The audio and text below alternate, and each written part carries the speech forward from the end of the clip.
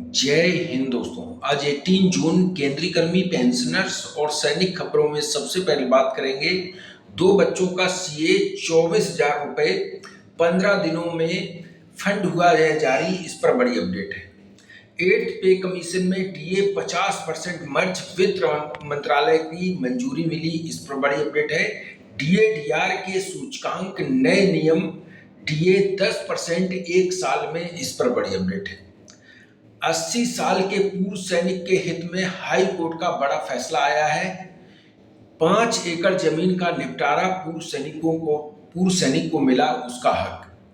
पूर्व सैनिकों की नई भर्ती निकली हुई है, इस पर बात करेंगे। तो सबसे पहले सीए पर बात करूं उससे पहले डीए 50% मर्ज, वित्त मंत्रालय की मंजूरी मिली है, ये एक खबर सामने आ रही है। ये खबर की सच्चाई क्या है, इस पर बात करेंगे। ये देख सकते हैं हिंदुस्तान की खबर है, जो कि खबर सच है या गलत, इसके बारे में आपको आगे बताएंगे। पहले तो इस खबर के बारे में बता देते हैं। 8वें वेतन आयोग से पहले केंद्रीय कर्मचारियों को मिली अंतरिम राहत, 50% महंगाई भत्ते को मूल वेतन में किया गया विलय। ये खबर आई है और इसमें यह भी कहा गया है कि वित्त मंत्रालय भारत सरकार ने लिया फैसला 1 जनवरी 2026 से लागू होगा। तो बता दें, ये खबर आजकल एआई का जमाना है और एआई में कुछ भी आजकल खबर छाप सकते हैं। तो ये खबर पूरी तरह से गलत है कि वित्त मंत्रालय ने 50% महंगाई भत्ते को मूल वेतन में विलय किया है। ये सरासर खबर फेक है। इसमें यह भी कहा गया है कि ऑफिशियल नोटिफिकेशन जारी हो गया है, ये आप साइड में देख सकते हैं। ऑफिशियल नोटिफिकेशन का वित्त विभाग से आदेश की कॉपी भी इसमें दिखा रहा है, लेकिन ये भी कॉपी गलत है, ये भी फेक है। तो इस तरह की खबरें सोशल मीडिया में चल रही हैं। कई लोग कह रहे हैं कि विलय हो गया और कई लोगों ने ये हमें लेटर भेजा भी है। तो बता दें कि ऐसी कोई खबर नहीं है कि विलय हो गया है, और ना ही सरकार 8वें वेतन आयोग से पहले 50% डीए विलय करने वाली है, मर्ज करने वाली है। ऐसा बिल्कुल नहीं है। सरकार 8वां वेतन आयोग ही दे दे, वही बड़ी बात है।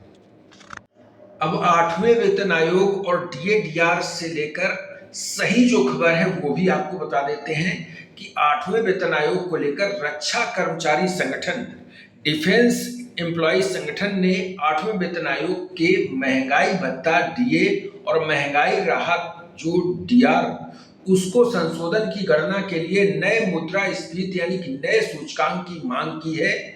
यानी कि जो अभी डीए-डीआर 7वें वेतन आयोग में चल रहा है, उसके सूचकांक की जो गणना की जाती है उसमें बदलाव करने की मांग की है, नए सूचकांक की मांग की है।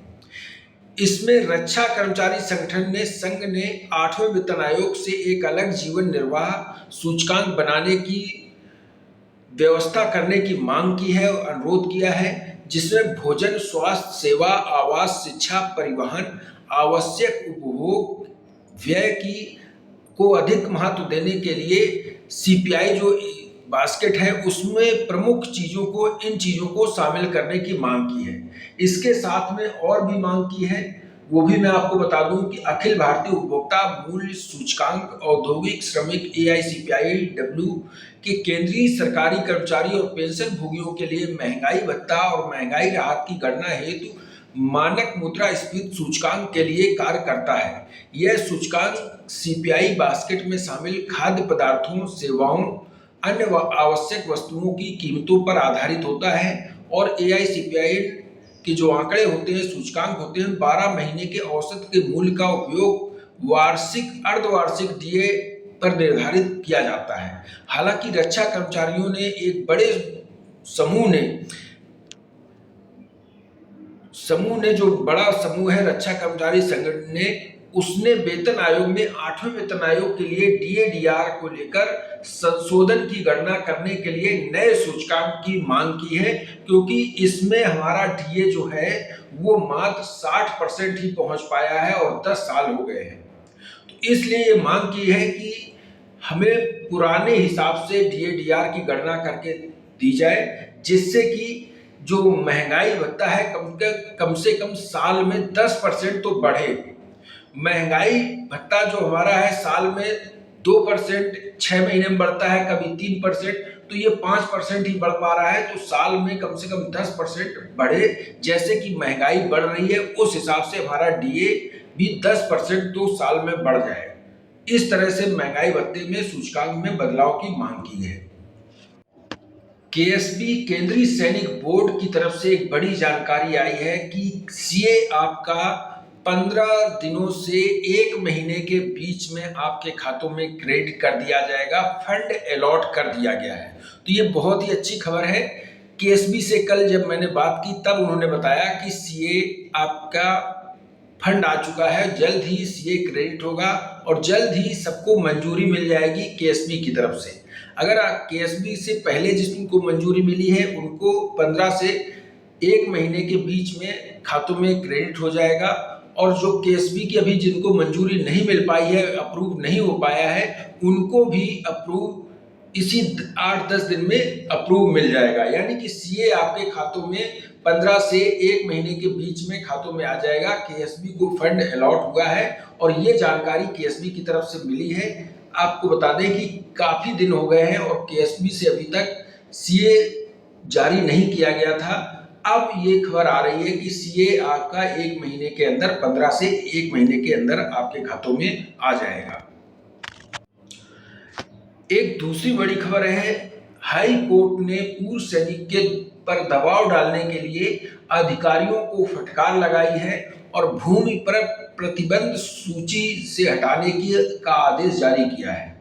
ये फैसला है आंध्र प्रदेश उच्च न्यायालय का 80 वर्षीय पूर्व सैनिक को राहत देते हुए इनकार करने पर और उसे देरी करने के लिए राजस्व अधिकारियों को फटकार लगाई गई है।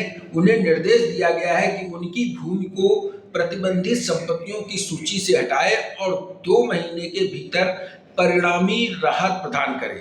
ये फैसला न्यायमूर्ति बी श्रीकृष्ण मोहन की टिप्पणी में ये फैसला सामने आया है। याचिकाकर्ता द्वारा मांगी गई राहत को नकारते हुए उसमें देरी करने के लिए संबंधित अधिकारियों को फटकार लगाई है हाईकोर्ट ने, और कहा है कि पूर्व सैनिक की जो 5 एकड़ जमीन है उसे प्रतिबंधित सूची से हटाकर उन्हें जल्द से जल्द 2 महीने के भीतर उनको लौटाई जाए। ये फैसला दिया है